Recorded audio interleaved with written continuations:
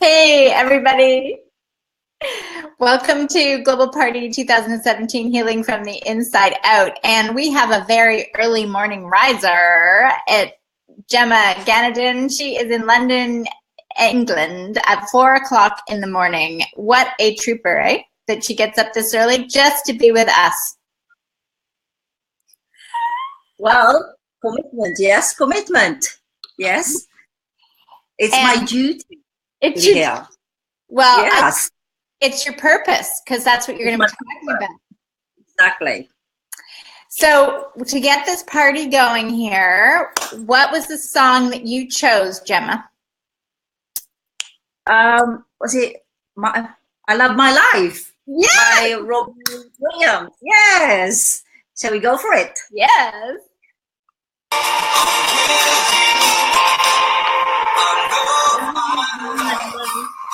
I am powerful. I am beautiful. I am free.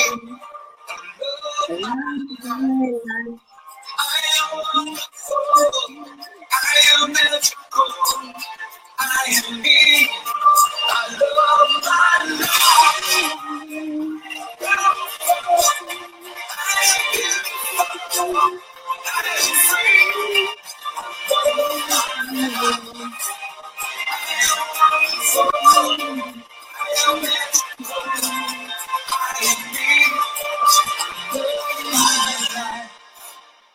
And finally, I'm where I wanna be. Yeah. Woo! Exactly. Fantastic. So how did you get on this journey of wanting to help others find their purpose? Well, it's a very, very long journey. I think it was over 10 years of, I was getting very bored with what I was doing as a personal assistant. It wasn't fulfilling me. I didn't feel fulfilled. I was bored. I didn't feel that I was doing something for myself or other people. So I could just maybe, no one will ever remember me. And that scared scared me. I was like, I want to be remembered as someone, surely, because my great grandfather, when I used to come across people, they say, oh, you're the granddaughter of that person. I was like, wow, that's nice. So what about me? When I go, yes, when I leave my body, who will remember me? So I did a lot of searching what I want to do. And wow, 10 years is a long, long time. And I did my own research. I did some self-healing. I wanted to heal a lot of things, some limiting beliefs, some cultural beliefs that I, inherited. And also about my self-image. I needed to believe in who I am, what I can do, my abilities, that I am good enough. I can do what I want to do. And, developing faith from the universe, believing that there is someone more powerful that I can't see. And just having that belief carried me from where I am right now.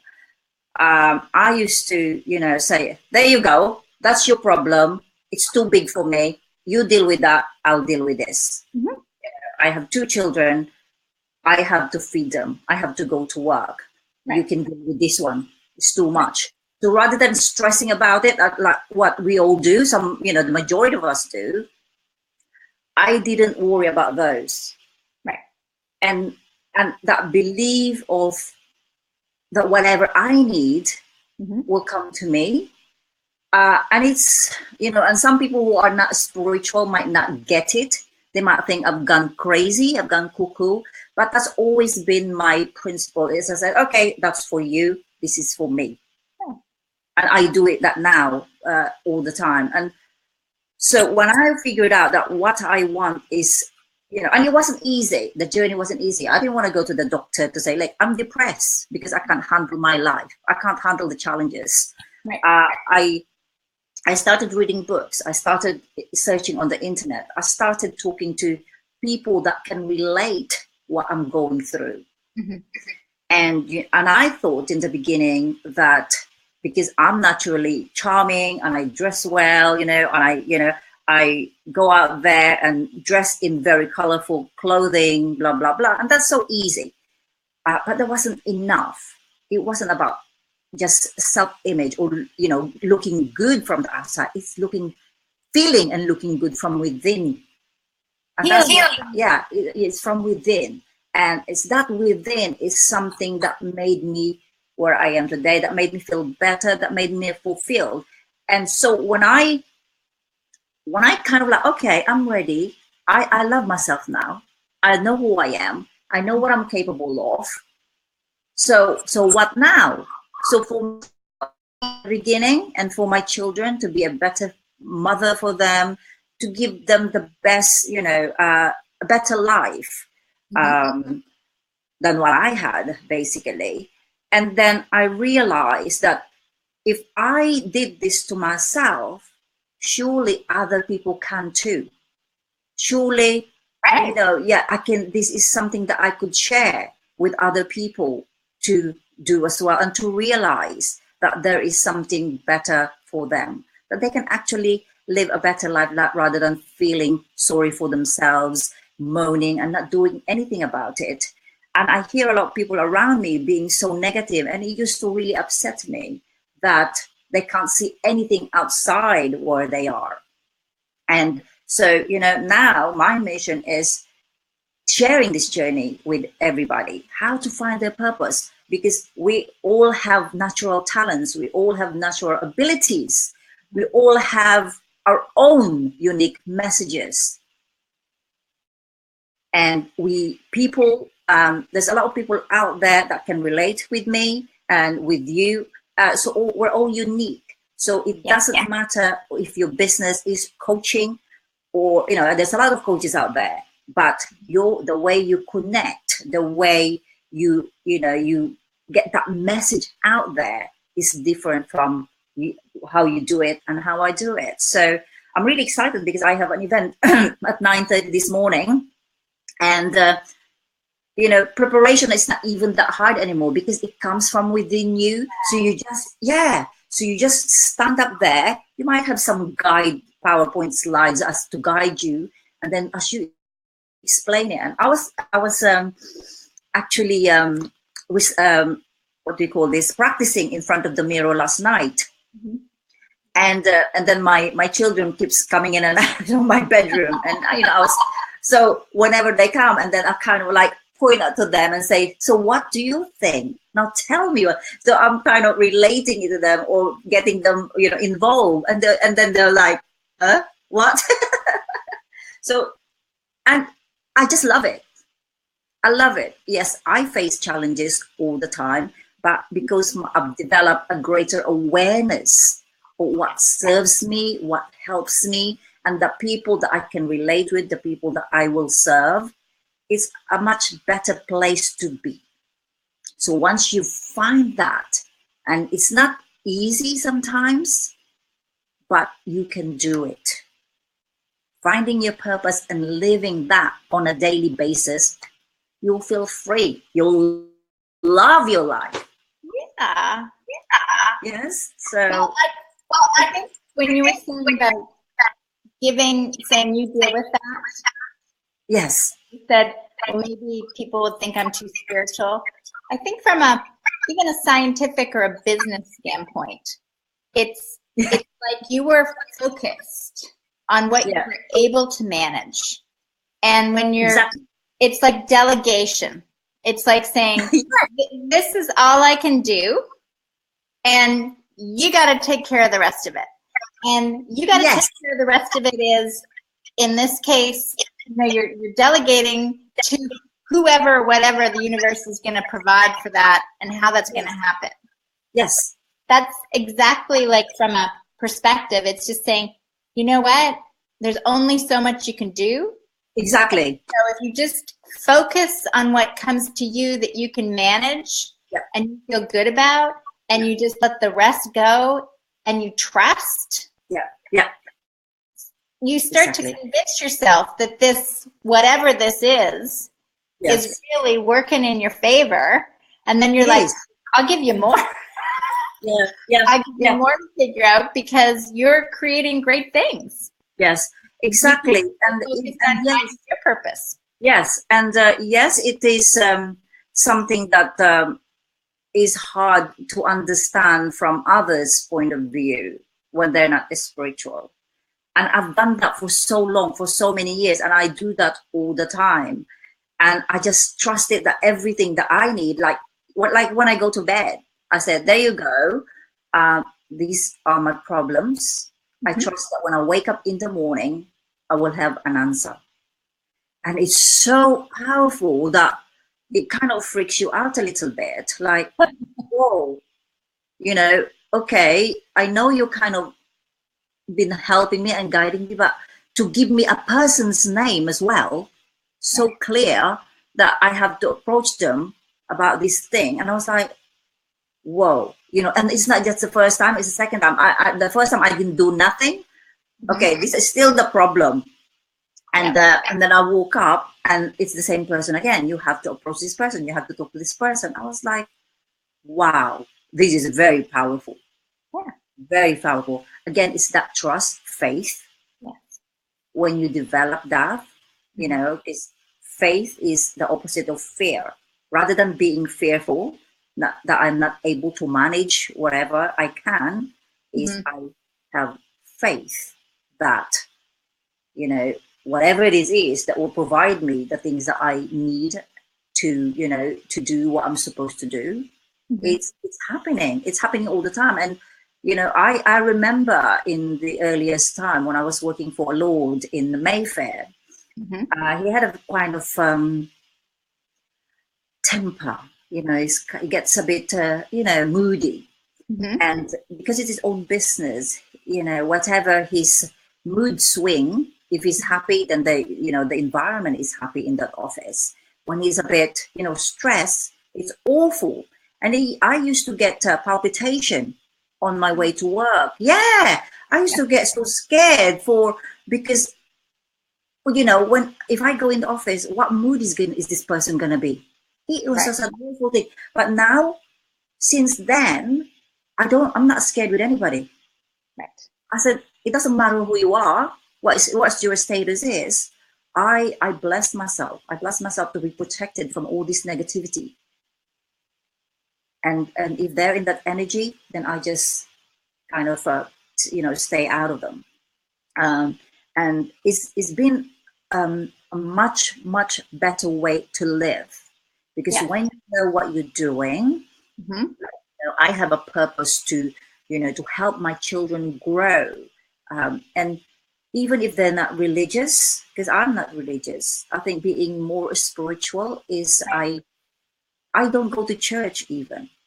Yes, but exactly, I don't go to church. I've been brought up, you know, to going to church on Sundays, you know, but now I don't. But that doesn't make me, you know, a worse person, a horrible person. And I don't even ask the children to go to church. I just guide them and let them understand that there is someone out there more powerful. Yes, we can't touch it, we can't see it, but just believe that there is something out there, you know, that created everything. Well, what did we do, Gemma, to get this body, right? Like, we were born with the body. We were, you know, we didn't do anything. We as much as people want to tell us how our body works, it's amazing how, you know, from the finger, like every little thing in our body. And that's the funny thing when I say, when people go, oh, well, this is a gift. And this is our experience, this body to have maneuver in the world. And when you're present to what you and I have and everybody has, and you go, wow, I get to touch and feel and taste and have this experience, then you realize that this is all you need. Yes, it's that now it's recognizing. I've never practiced gratitude before, and I do that every day continuously. Everywhere I go, I'm so grateful and thankful for everything that I have, for my health, for for my children. And whenever we meditate, and I express it to them. And one night my daughter was crying, and I was like, and then my son said, "Why are you crying?" Because I'm so proud of mommy, all the things that she's gone through, and look at her, she's so strong, and she's teaching us how to do this. She's only, she's 10, 11 now. She's only 11, and she understands it, because I share with them my experience, my journey, how it was, what life was, just to give them a bit of understanding that I'm not always this, this has not always been me. Right. It took a lot of time. You have to work on yourself. Yeah. Change begins with you. Any improvement that you want to do, if you want to find your purpose, it starts with you. Yes. Right. Discover who you are. Yeah, right here. And being beautiful from the outside is not all it. It's being beautiful from the inside out, not from the outside in. It's inside out. And that's, what? Gosh, if you've met me before, you won't even think, well, I can't even see myself talking to you live like this. And this is amazing, the technology of us connecting with each other. Wow. We're embracing it. And I'm very grateful that you connected with me. And sharing this opportunity, how I found my purpose. It's not easy, but find people that can help you. Be ready to commit and really find what ticks you, what makes you get up in the morning, what energizes you. Because we are all unique. You're a unique human being. Guys, come on, get out there, find it. Well, it's so true. Like we know we have different fingerprints. Yes. Right?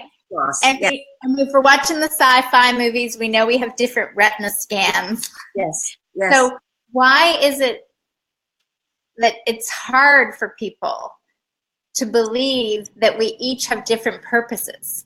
Because, our bodies are already unique. Yes. And once we recognize that each of us is that unique expression, like I like to say, we're each a note in the great universe of that's playing, right? And when we play it, it's just a masterpiece. It's a symphony. When we're doing our purpose. Yes, exactly. Well, I guess it's fear. It's fear of the unknown, isn't it? And it's something, because they might uncover something that they don't like. Sometimes I realize, sometimes I used to get too stressed or too reactive on things. Now I learn to stay back, absorb it, and respond accordingly. And that's what I teach to my son. My son will, when you say something to him, he responds quickly. And I said, learn to pause, absorb it, think about it, and then respond appropriately. Yes. And that I wasn't taught to do it that way. I was told to shut up, basically. Don't say nothing. You're only young. Children, we don't listen to children. It's amazing when you listen to children. Oh, yeah. Oh, you learn so much. Sometimes my daughter makes fun of my accent. I said, listen, my darling, I wasn't born in England. You are. And I speak different two different languages. So my accent is unique to me. So it's not funny. Yes, it's not funny. And she said, I thought sometimes you say a word and it's made me laugh. Sorry, mommy. Have they been back to the Philippines with you? They were only little. The last time we went was 2009. And I'm hoping to take them next year because they're grown up now. So it will be a bit easier to travel with them. So yes, I'm very excited. We'll go next year summer when they're off. So my mother is really looking forward to see them. Yes, definitely. So, we were talking a little earlier with Martha Clark about the planetary energies of the equinox. And one of the things that she was saying was that she felt that the children were going to start to see 11, like your daughter, and your son is what, 13? Yeah, he's turning 13 in next February. Yeah, so around, she's saying this age, 10, 9, she just had this feeling that that the energies of the planets are saying that we're going to see extraordinary things with younger kids and how fast they're going to adjust and shift. And they're the ones that are going to be the innovators, and they're the ones that are going to pull us along to move us into a new software upgrade, so to speak. So it's going to be fun watching your kids, right? Because the more you allow them to get connected and share with them what you know, they're going to come up with some fascinating things. That's right, because the reason why I started it, and I used to do it with them, and I kind of stopped. And then there was one day when I stayed with them, and I saw them kind of arguing, right? And they were not listening to me. And I thought, how do I deal with it? And I was kind of getting upset. And I thought, okay, if I'm sharing what I know, I'm coaching people to find out their purpose, to help them with the self-image, self-esteem, blah, blah, blah. I should help these two little children understand a lot of things. So let me coach them. So some people might think it's bribery, but I said, look, I'm gonna help. Let's do coaching with you. Let's work together. Let's study together. That's what I said. Let's study together. Yes, you'll be here and I'll study too. We will do some homeworks, And my son was kind of resistant to begin with. He didn't want to know because, look, he's cool. Yeah, he's very cool. He doesn't do that kind of thing. He's a boy. And when I said, look, you will have a reward at the end of it. You can choose your reward. You can have whatever you want. Ooh. And then that made him like, ding, ding. And he said, oh, I want a new phone, mommy. So materialistic at the moment. And I can understand that. I wanted to have the latest or whatever clothes and, this person is wearing this. I want that. But now that doesn't, it doesn't bother me anymore. I've got so much clothes. I can just, look, I've worn it so many times, 100 times. I've had it for how many donkey's years. It doesn't bother me anymore. And so now he's the one. I was kind of ill the other day for 2 nights. I was kind of ill. And he said, mommy, let's do meditation. I was like, and he said, it? Your son? Yeah. That's so great. I was asleep in here on the settee. He was touching my face. He said, mommy, I will lead meditation. Come, let's go do meditation. And when I miss it, because we missed it and I was very ill actually. And he said, we didn't do meditation, mommy. And I said, tomorrow, please. And we did it last night. And because they said, okay, at the end of this, it's not just helping them focus and be calm, because I want them to be calm when they go to bed so they can fall asleep better. And you can feel their energy. Yes, and calming down and everything. Well, kids it's so hard. I mean, they have many opportunities to get bombarded because there's all these frequencies coming at them. And to give them the gift of allowing them to learn about meditation and to start to get in touch with themselves is so huge. Yes, exactly. Yes. Because most kids still do, they're not out playing anymore. They're not connecting with nature. Yes. And they're not releasing all this. They're taking all this stuff in and they're not getting it out. Yeah.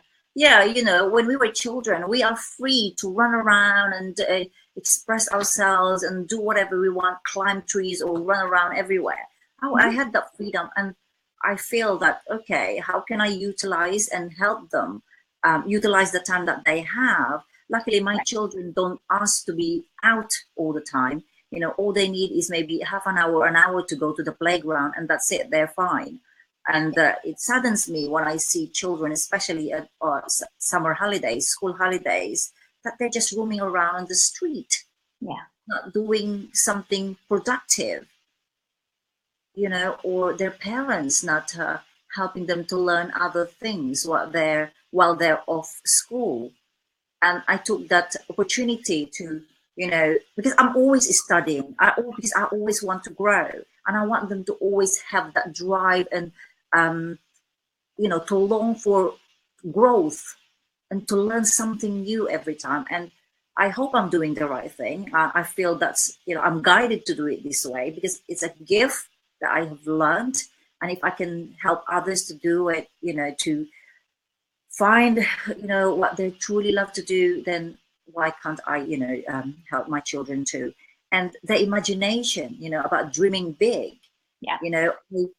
I help them, I say to Aurelio, because he wants to be a footballer and he wants to play for Barcelona. And I said to him, look, picture the Barcelona, stadium, picture Right. Wembley, picture yourself, scoring that goal, working as a team and hearing your name, in the crowd, like, shouting your name and everything.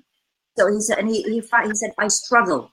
He said, I couldn't imagine enough. I said, so what I did was I did a PowerPoint presentation. I said, there you go.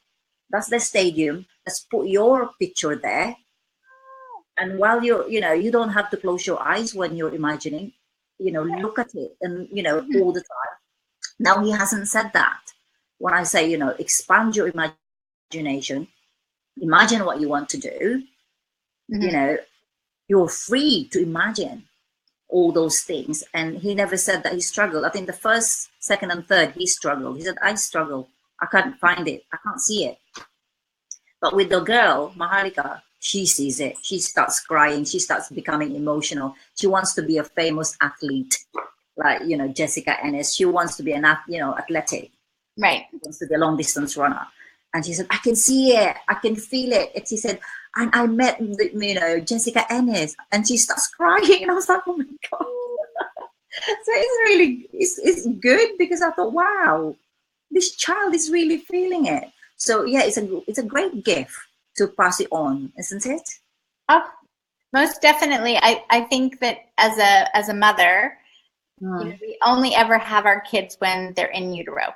And then it's a process of letting them go. And if we're really, allowing it, we were given the experience of being their mother, but our whole job is just to allow them to step into who they really are and to be honored that we get to experience that journey with them. Exactly. And it's such a joy to experience that. I was like, wow, sometimes I wish I had that kind of guidance, but hey, at least I am a mother to these children. I've learned it. And now it's my, it's my mission to it's my purpose to, serve them and do what I need to do to guide them and expand what they want to become, rather than suppress it. Yeah, and I'm so glad that you're willing to carry on this conversation about kids because, mine are 22 and 18, and they were raised, totally out of the box. And I just feel that there can be a great value to us just having this conversation that kids can be much more than what typically is associated with them.